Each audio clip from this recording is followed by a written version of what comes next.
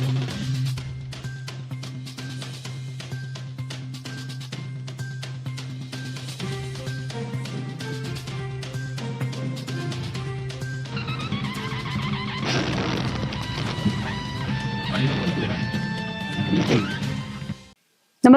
आपण पाहता हिरकणी न्यूज.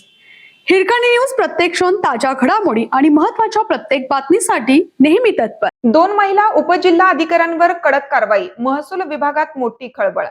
शासकीय कामकाजातील कथित अनियमितता आणि निष्काळजीपणा रत्नागिरीतील 2 बड्या महिला अधिकाऱ्यांच्या अंगलट आले आहेत.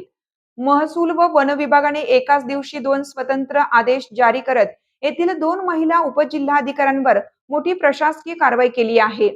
2 वरिष्ठ महिला अधिकाऱ्यांवरील या एकाच वेळच्या कारवाईमुळे महसूल विभागात मोठी खळबळ उडाली आहे.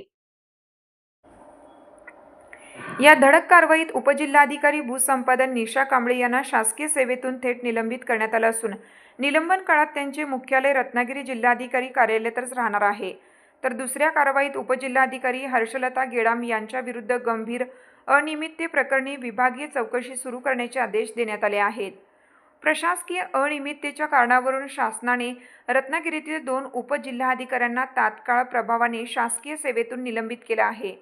महाराष्ट्र शासनाचे अवर सचिव प्रवीण पाटील यांनी महाराष्ट्राच्या राज्यपालांच्या आदेशानुसार ही कारवाई केली आहे. या संदर्भातील पत्र नुकतेच जिल्हा प्रशासनाला प्राप्त झालं आहे.